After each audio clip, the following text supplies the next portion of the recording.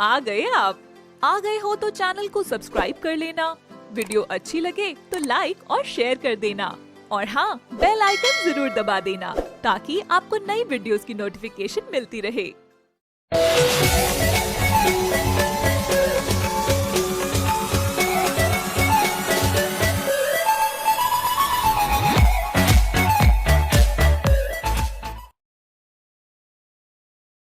गरीब का दशहरा। ये कहानी है रामगढ़ की, जहाँ हर साल दशहरा बहुत ही धूमधाम से मनाया जाता था। इस दिन लोग अच्छे अच्छे कपड़े पहनकर मेला देखने जाते थे। इस गांव में बहुत ही सुंदर और आकर्षित मेला लगाया जाता था, जिसे देखने के लिए दूर दूर से लोग आते थे। इसी गांव में एक प्रिया नाम की लड़की रहती थी। प्रिया बहुत ही गरीब लड़की थी। उसके पिता का देहांत जब वो पैदा भी नहीं हुई थी तभी हो गया था। उसके घर में सिर्फ उसकी माँ और वो ही रहते थे। प्रिया बचपन से ही गरीबी को देखती आ रही थी। उसकी माँ घर घर जाकर काम किया करती थी, दूसरों के घरों में जाकर बर्तन धोती थी, तब जाकर वो 2 वक्त की रोटी प्रिया को खिला पाती थी। प्रिया अपनी माँ के संघर्ष को काफी समय से देखती आ रही थी, जिस कारण अब वो थोड़ी समझदार हो गई थी और वो अपनी माँ की तकलीफ को समझती थी। जिस कारण अब वो थोड़ी समझदार हो गई थी। वो अपनी माँ की तकलीफ को समझती थी और उनकी मजबूरी को भी समझती थी। एक दिन प्रिया की माँ प्रिया से कहती है, प्रिया देखो, त्योहार का समय आ रहा है। मैं जानती हूँ बेटा कि तुम्हें कपड़े तो लेने ही हैं और तुम्हारी और भी जरूरत है। मैं कल ही मालकिन से जाकर कहती हूँ कि वो मुझे थोड़े से पैसे एडवांस में दे दे, तो मैं जाकर तेरे लिए कपड़े लेकर आऊंगी और कुछ पैसे मैं तुझे भी दे दूंगी, जिससे तू अपनी सहेलियों के साथ जाकर मेला देख कर आ जाना। नहीं माँ, मुझे पैसों की कोई जरूरत नहीं है और ना ही मुझे कपड़ों की जरूरत है। मैं आपके साथ ऐसे ही घूमने चली जाऊंगी तो कपड़ों की क्या जरूरत है। मेरे पास पिछली बार वाले कपड़े तो रखे हैं, इसीलिए मेरे पास तो कपड़े हैं। आप बस अपने लिए कुछ देख लेना। हर बार आप मेरे लिए ही ले आती हो, अपने लिए कुछ भी लेकर नहीं आती। इस बार मैं आपके लिए कुछ लेकर आऊंगी। आपकी साड़ी भी कितनी पुरानी हो गई है, इस बार आप कोई नई साड़ी लेना। नहीं बेटा, मुझे साड़ी की जरूरत नहीं है।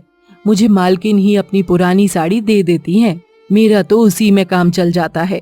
और फिर पागल, मैं काम भी तो तेरे लिए ही करती हूँ ना, जिससे मैं तुझे ढंग से खाना खिला सकूं, तेरी जरूरतों को पूरा कर सकूं। और मेला देखने तो सब जाते हैं ना, सब बच्चे जाएंगे तो तू क्यों नहीं जाएगी। हर बार तो मैं तुझे भेजती हूँ ना, तो तू इस बार भी चली जा। नहीं माँ, इस बार कोई जरूरत नहीं है इन सब चीजों की। अब मैं बड़ी हो गई हूँ, मेले में जाकर क्या करना है। इस बार मैं रहने दूंगी और फिर भी अगर हमें मेला देखने जाना है तो मैं आपके साथ चलूंगी। हम घूम फिर कर आ जाएंगे। प्रिया की माँ उसे समझाने की बहुत कोशिश करती है, लेकिन प्रिया जानती थी कि उसकी माँ पूरा दिन मेहनत करती है, तब जाकर उसे कुछ पैसे मिलते हैं, जिससे वो घर का पूरा खर्चा निकालती है, उसकी पढ़ाई का भी खर्चा करती है। फिर एक दिन के मजे के लिए वो पैसे खर्च नहीं करना चाहती थी।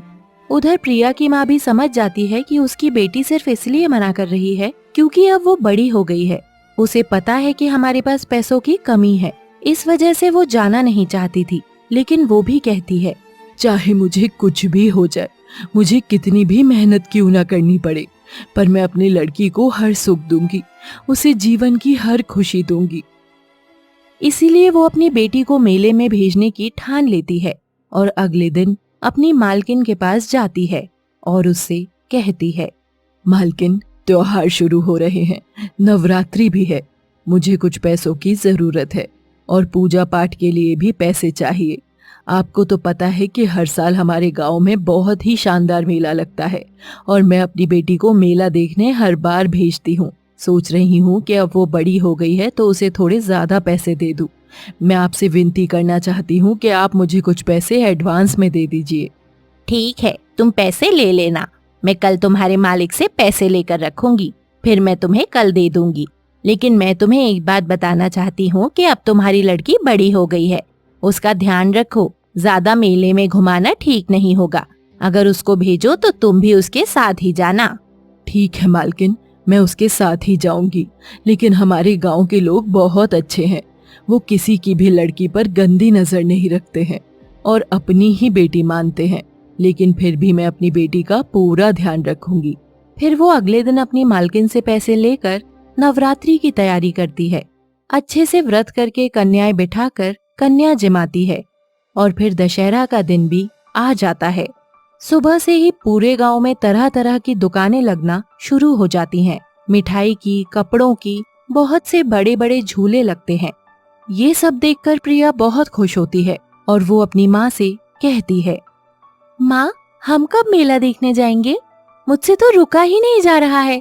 आप जल्दी से चलिए, हम कुछ खरीद कर नहीं लाएंगे, लेकिन हम घूमने जरूर जाएंगे। हाँ मेरी लाडो, शाम तो होने दे, हम शाम को जरूर जाएंगे। तब तक तू अपने अच्छे से कपड़े पहन ले और मैं तुझे बाजार से जो तू चाहेगी वो दिलवा दूंगी। तो तू सोच ले तुझे क्या लेना है। प्रिया और उसकी माँ शाम को मेला देखने जाते हैं।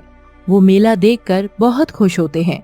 प्रिया की माँ उसे झूले पर झुलवाती है, उसे मिठाई खिलाती है और उससे कहती है, बेटी जो भी तुझे पसंद हो वो तू ले ले। अचानक ही प्रिया की माँ को उसकी एक सहेली मिल जाती है। वो उसके साथ बातों में लग जाती है। प्रिया को दुकान पर एक बहुत ही अच्छा खिलौना दिखाई देता है। वो उसे देखने के लिए चली जाती है। अचानक ही उसे 2-3 लड़के मिल जाते हैं जो प्रिया को छेड़ते हैं। प्रिया उनके इस तरह हाथ लगाने से बहुत परेशान हो जाती है। फिर वो लोग उसका हाथ पकड़कर उसे खींचने की कोशिश करते हैं। अचानक ही प्रिया की माँ ये सब देख लेती है और उसे बहुत गुस्सा आता है और वो प्रिया के पास आकर उससे कहती है, बेटा मैं हमेशा तेरे साथ ही हूँ, लेकिन आज जैसे ही मैं तुझसे अलग हो गई वैसे ही मुझे नहीं पता कि मैं तुझसे कब अलग हो जाऊं। तुझे अपनी रक्षा खुद करनी होगी। इनके जैसे न जाने कितने जानवर तुझे मिलेंगे, इनका मुकाबला तुझे ही करना होगा।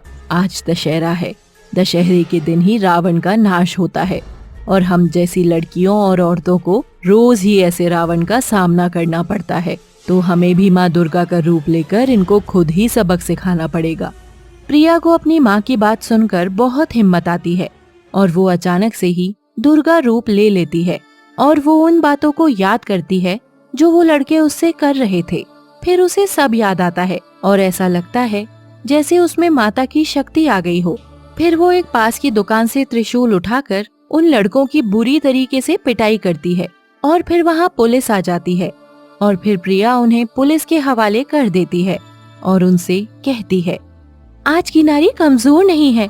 आज की नारी दुर्गा, लक्ष्मी, सरस्वती सबका रूप है। प्यार से देखोगे तो तुम्हें प्यार ही मिलेगा, लेकिन बुरी नजर डालोगे तो तुम्हारे साथ बुरा ही होगा। अगर इज्जत करोगे तो इज्जत ही मिलेगी, इज्जत पर हमला करोगे तो मौत ही मिलेगी। दोस्तों, हम इस कहानी के माध्यम से ये कहना चाहते हैं कि जैसे प्रिया ने दशहरा के दिन ये सब झेला है, हमारे देश की लड़कियां हर रोज ये सब झेलती हैं। उन्हें भी प्रिया की तरह हिम्मत दिखानी होगी और अपनी इज्जत के लिए खुद ही लड़ना होगा। उन्हें दुर्गा रूप खुद ही लेना होगा और बुराई के खिलाफ आवाज उन्हें खुद ही उठानी होगी। आज की नारी को किसी भी पुरुष की मदद की जरूरत नहीं है। वो खुद इस काबिल है कि अपनी रक्षा खुद कर सकती है। Thanks for watching. तो चैनल को सब्सक्राइब कर लेना, वीडियो अच्छी लगे तो लाइक और शेयर कर देना और हाँ, बेल आइकन जरूर दबा देना ताकि आपको नई वीडियोस की नोटिफिकेशन मिलती रहे।